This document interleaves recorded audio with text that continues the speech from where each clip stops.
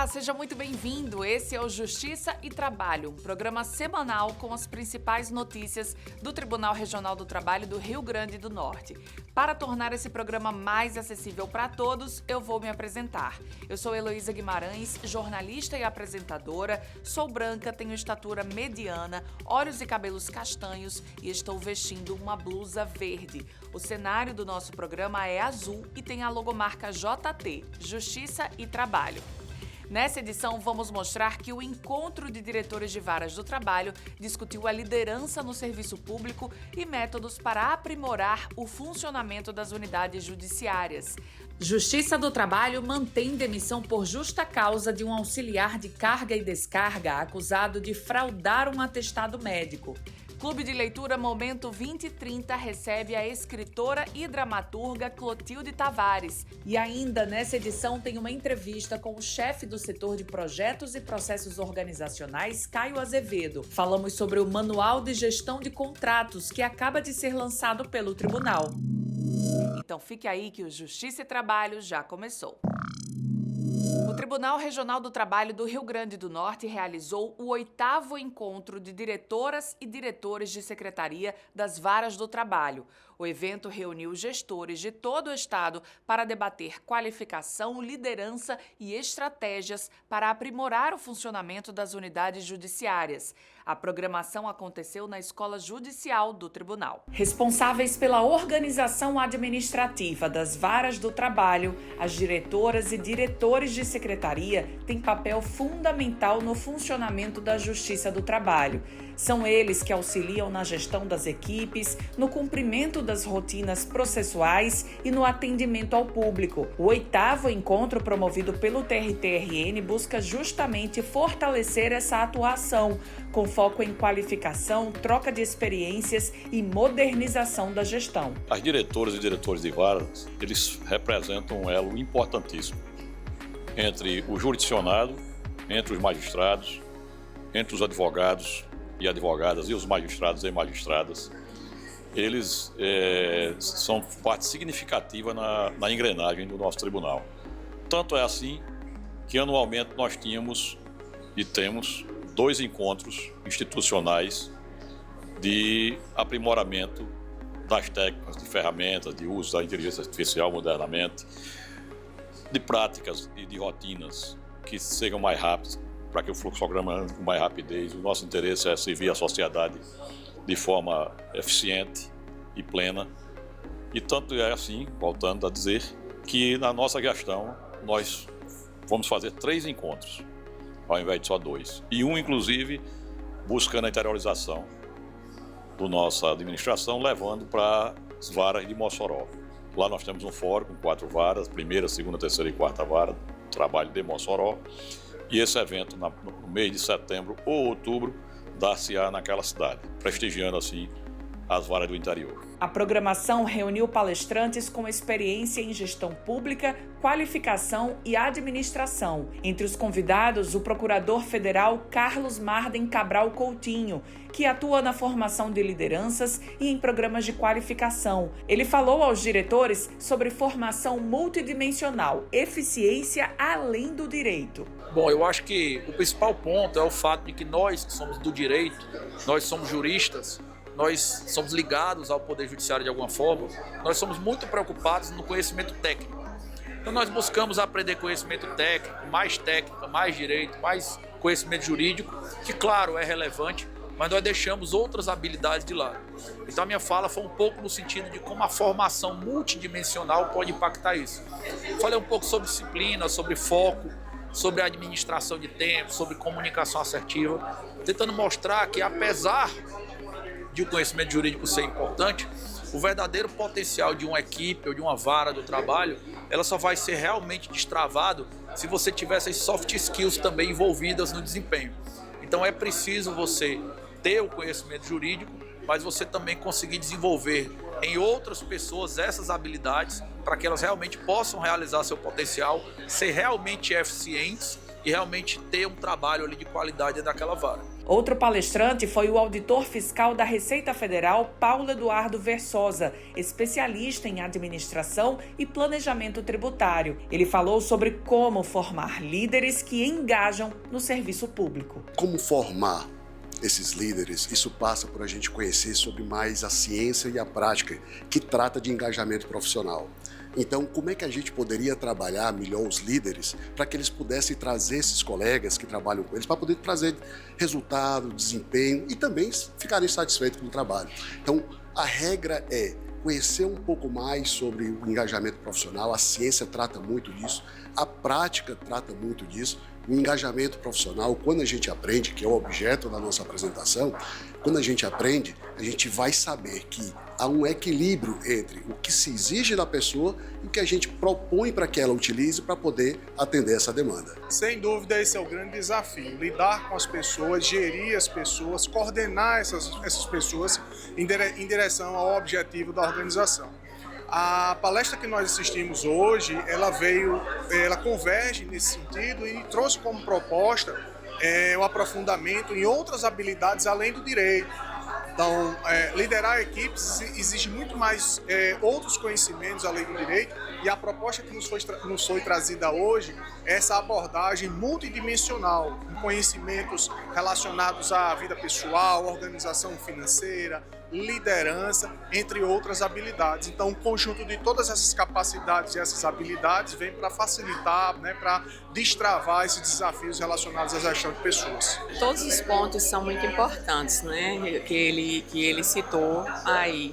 Eu acho que hoje em dia a questão do foco, é muito difícil, assim, da gente manter, porque faz com que a gente tenha muita a necessidade, de fixar naquilo ali. Hoje nós hoje contamos com um ponto bem diferenciado, na vara, porque a gente sempre diz que a nossa vara é um conglomerado, porque lá divide espaço com vários setores. Inclusive, nessa administração agora, isso já está sendo revisto, para que a gente possa ter o nosso cantinho. Então, de certa forma, o foco da gente, por vezes, fica um pouco prejudicado por conta dessa divisão com outros setores, o que, de fato, agora está sendo providenciado para que a gente fique mais focado nos nossos objetivos. A segunda turma do TRT-RN manteve a demissão por justa causa de um auxiliar de carga e descarga de uma empresa de serviços ambientais.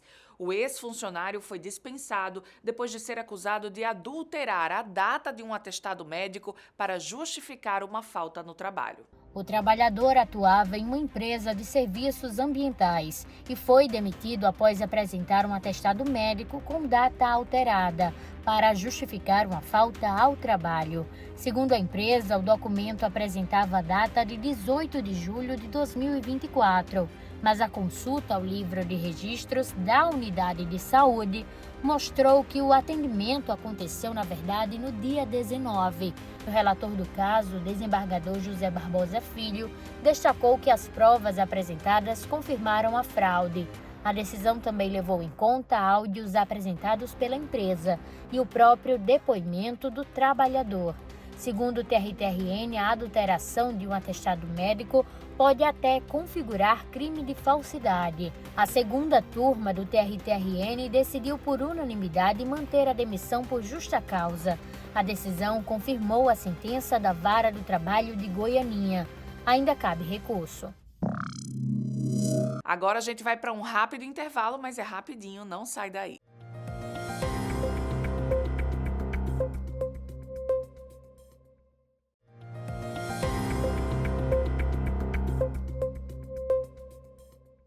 Voltamos com o programa Justiça e Trabalho. Em meio à correria do dia a dia, um convite para parar, ouvir, refletir e se conectar com as palavras. O Clube de Leitura Momento 2030 do TRT-RN recebeu, na última edição, a escritora e cronista Clotilde Tavares para uma conversa sobre literatura, cidade, cultura e humanização. Uma experiência que mostra como os livros também podem aproximar pessoas. Entre estantes, histórias e conversas, a biblioteca do TRT-RN se transformou em um espaço de encontro. Mais do que falar sobre livros, a proposta dessa edição do Clube de Leitura foi discutir como a literatura nos ajuda a compreender o cotidiano, as cidades e as relações humanas. A convidada desta, que foi a 20ª edição do Momento 2030, foi a escritora, dramaturga e cronista Clotilde Tavares. Quem escreve, escreve para alguém ler. Não escreve para fazer uma noite de autógrafo, para dar entrevista. Isso não é o objetivo do escritor. O objetivo do escritor é ser lido. E se não tiver leitores, o que é que vai acontecer? Né? Então, iniciativas como essa são muito importantes para a formação do leitor, sabe? Muito, muito mesmo. Filha de Clotilde Tavares, a musicista e produtora cultural Ana Morena acompanhou a mãe no evento e falou sobre a influência dela no seu interesse pelas artes. E a coisa de mamãe ser escritora, eu acho que ela também é muito importante na minha vida, porque me trouxe uma perspectiva de mundo e uma perspectiva da importância da leitura. E eu nem sou a maior leitora do mundo, mas a coisa da escrita também, né? Eu acho que isso tudo influenciou para que eu tenha a vida que eu tenho, que eu sou produtora cultural, sou musicista, mas também sou uma pessoa de projetos, sou uma pessoa de articulações, e isso vem muito dessa característica dela, e eu discuto até hoje tudo que eu vou fazer, qualquer texto que eu faça, eu mando para ela dar uma olhada e digo o que é que você acha, entendeu? Então, assim, é uma influência constante, contínua e vai continuar até ambas estarem aqui. A escritora também trouxe exemplares dos seus 2 últimos livros, A Cara da Riqueza e Instruções para Sair à Luz do Dia. Esse livro é um livro de contos, que é um estilo literário que eu pratico, mas que nunca publiquei uma reunião desses contos em livro. Está saindo agora pela primeira vez. Eu tenho mais de 20 livros publicados sobre diversos gêneros, estilos literários. Tenho um livro para criança, romance para adulto, tenho biografia, tenho de tudo, que eu escrevo há muito tempo, mas nunca tinha publicado um livro de contos. Então esta é que é a novidade. É um livro de contos reunindo histórias que vêm sendo produzidas ao longo de alguns anos, até mais recente, que foi quase o livro fechando a edição e eu terminando de escrever. Em tempos de tanta pressa e excesso de informação, encontros como este revelam que a leitura ainda tem força para aproximar as pessoas, despertar reflexões e criar espaços de escuta. A ideia é justamente ser um evento que é interinstitucional. Então, magistrados, servidores, estagiários, terceirizados, cônjuges, advogados, todo mundo que tem acesso ao tribunal pode e deve participar do Momento 2030. Então a gente tem esse objetivo alinhado aos Objetivos de Desenvolvimento Sustentável da Agenda 2030, que é uma proposta institucionalizada pelo próprio CNJ e pelo tribunal também, então a gente acaba cooperando com tudo isso. Então, e a biblioteca ela também é aberta ao público externo, ela funciona das 7h30 até as 14h30. O leitor pode vir aqui, inclusive ele pode fazer empréstimo domiciliar. A gente sempre fala do Acervo 2030, ele é uma boa prática que permite o empréstimo domiciliar para quem não é vinculado ao tribunal, e o espaço é um espaço de leitura com acesso à internet, computadores para pesquisa, com Wi-Fi agora, e principalmente com o suporte do bibliotecário do estagiário de biblioteconomia. Eu estou bem animada de conhecer a Clotilde e ouvir dela. Eu acho que as pessoas que ele traz são como assim, entidades da leitura aqui regional, e é muito bom conhecer as pessoas que estão aqui pertinho da gente, né? Escritores regionais, e abrir as perspectivas sobre leitura aqui no Brasil. Agora a gente vai fazer um intervalo e na volta tem uma entrevista com Caio Azevedo, chefe do setor de projetos e processos organizacionais do TRT-RN. Falamos sobre o Manual de Gestão de Contratos. Já, não sai daí.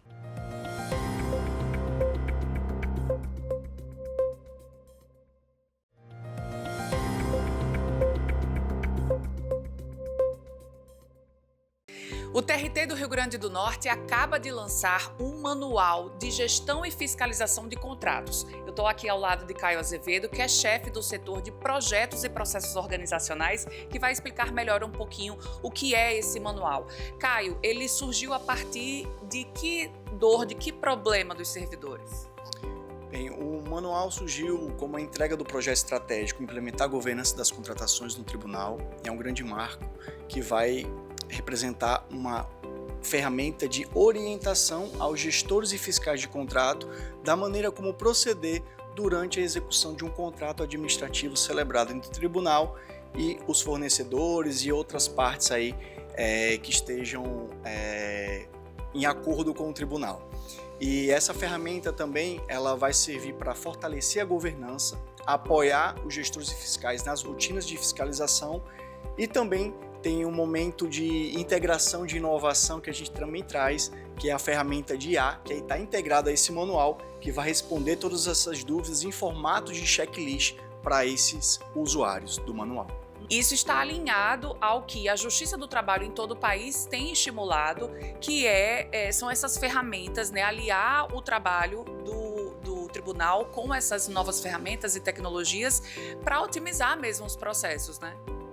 Exatamente, a gente tem que trabalhar com as ferramentas que estão ao nosso dispor e otimizar cada vez mais as nossas rotinas de trabalho, tendo em vista as limitações de cunho orçamentário de pessoal que a gente hoje vive no serviço público. Então, agregar ferramentas de inteligência artificial, elas nos ajudam a trabalhar mais e ter mais resultados mais rápidos do que você ficar ali tentando fazer as suas rotinas, desempenhar suas atividades de maneira como você trabalhava 10 anos atrás, por exemplo.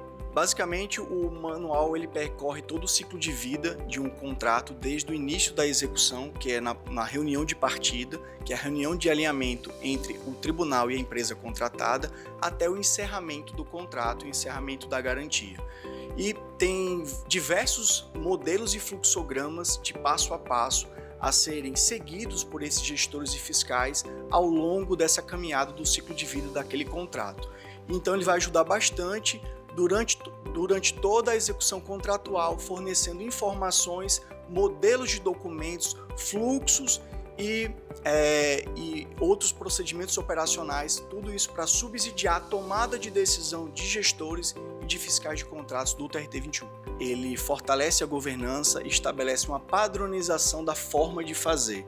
Então, todos os setores aqui vão ter uma ferramenta à sua disposição em que todo mundo vai trabalhar de forma equânime e isso reduz muito o risco operacional de eventuais problemas que o tribunal possa vir a ter com relação à execução desses contratos que nós celebramos. Muito bem, Caio Azevedo, muito obrigada pela sua entrevista. O programa Justiça e Trabalho dessa semana fica por aqui. Muito obrigada pela sua companhia e até a próxima semana.